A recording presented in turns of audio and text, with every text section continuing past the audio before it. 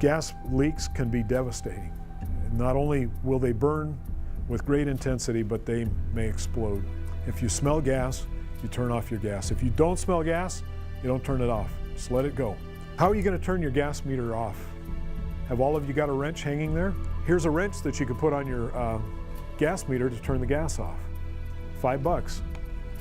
And you buy yourself one and then buy a couple more that you would give somebody as gifts. They'll look at it and say, you know, that's the first time I ever got one of them for my birthday. But when you explain to them what it's about and why you gave it to them, it will make a difference. Because, you know, that's better than a tie. There's really nothing wrong with putting it on there and just leaving it there. And if it rusts so that you can't use it for something else, that's okay.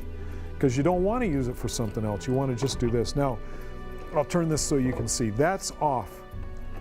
When it's only on or off. The gas is flowing this way, and that is off. So if you wanted to turn it on, that's what the gas meter looks like when the gas is on. So this is just like setting a dam up. That shuts the gas off. Don't turn it off to practice, because then all the pilot lights will go off and you'll have to call the gas company. If you shut the gas off for an emergency, don't turn it back on. And that's true even in a disaster situation. Someone who knows what they're doing needs to come check your house for safety. They've got the gauges to do it, light all the pilot lights, and turn the gas back on. The gas company will send out strike teams of gas employees to turn neighborhoods back on if they have to. And so just don't take the chance. Electrical power, we have to be prepared. It's going to be down. Now, not only is it possible that it's going to be down, we're not going to have power, but electrical lines down are a hazard. They're dangerous. If a power line came down and fell across that chain link fence out there, then you would have to assume that the chain link fence all the way around this property was charged. Never consider that just because it's laying there and not buzzing or not charging or not arcing, that it's not hot, because it still might be hot. And sometimes they'll go dead and then the system will recharge. And it's called testing, and it'll test on a cycle. And when it tests, it's hot. And sometimes they come alive, so stay back from them because they'll whip around like a garden hose. If you smell electrical burning, and we've all smelled that, turn off your electricity. Everybody know where your electric panel is?